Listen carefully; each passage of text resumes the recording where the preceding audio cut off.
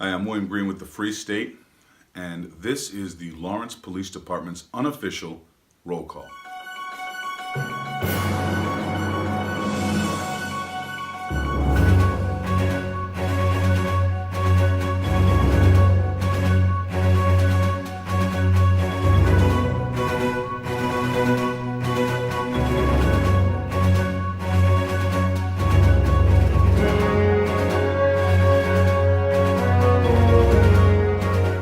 As a former Lawrence police officer, I have the training and experience in the Lawrence Police Department serving the city of Lawrence that allows me to offer my commentary on the practices of the police department and my commentary on incidents.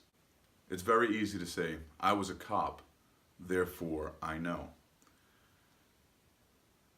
But this will serve as my resume. Basically, why it is that I feel that I'm able to say what it is that I say. And I know that some of my statements have been challenged by other police officers with position and rank and influence. It's a matter of perspective.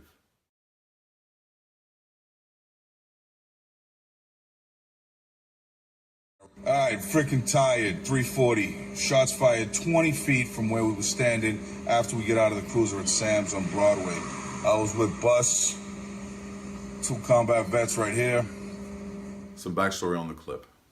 I was working overtime with a partner. We were on patrol on Broadway and approached Sam's. There was a very large crowd of people in the parking lot, and the movement seemed to indicate hostility. My partner agreed, and we stopped our cruiser. A second cruiser approached, and after discussing with that officer what we believed could potentially transpire, we exited our cruiser. As we exited our cruiser and began to move towards Sam's parking lot, multiple shots rang out from the center of the crowd. I could see, and tunnel vision is real, I fixated on the firearm and the muzzle flash that were extended in the air and the forearm. And basically what I saw black firearm, muzzle flash, dark skinned forearm, and a white t-shirt. And at that point, we still didn't know what we had. There was a man that was down on the ground with bleeding quite heavily.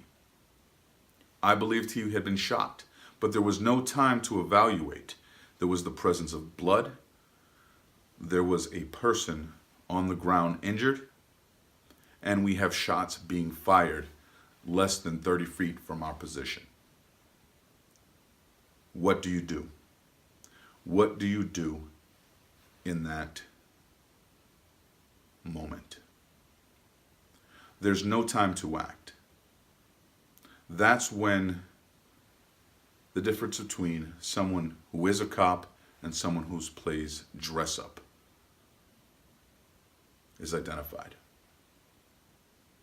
Myself and the other 2 officers moved without hesitation on the position of the shooter. We had no cover. I was on point. My partner was behind me, using my body for some cover, and the secondary officer that had arrived in the second unit came out on the right. That's what it is to be a police officer in Lawrence. That's what it is.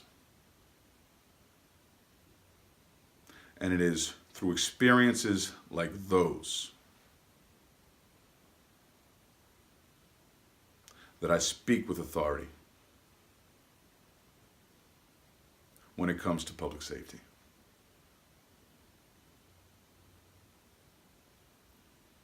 But it's not just the gunplay. It's not just the action. It's the compassion. A lot of people may or may not know that I was arrested. I was arrested by the Lawrence Police Department in 2014. It was a mistake because another individual confessed to the crime that I allegedly committed.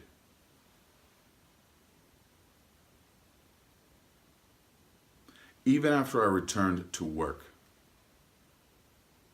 I was ordered to return following the arrest.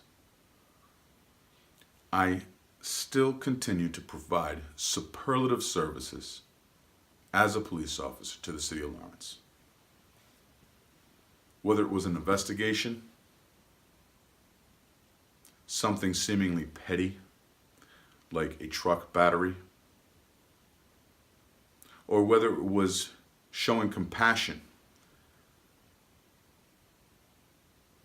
to a family of someone caught in opioid addiction, who was in Lawrence, who was placed under arrest, and the family wanted answers. For those two incidents, I received letters of commendation from the civilians, from the individuals that I helped. Again, this validates my sense of having done right by this community. This is likely the last time you'll hear about me or any of my war stories. The purpose of the Free State is to be a resource to this community, to offer a different perspective, a Lawrence perspective on local news and events, local events that impact our lives, those of us that live here and are raising families here. I offer my commentary on policing in the city of Lawrence, Massachusetts, because I know the character of a police officer, of a good police officer, and of a bad police officer. The LPD Unofficial Roll Call will be a regular feature here on the Free State. Check back every week for updated videos.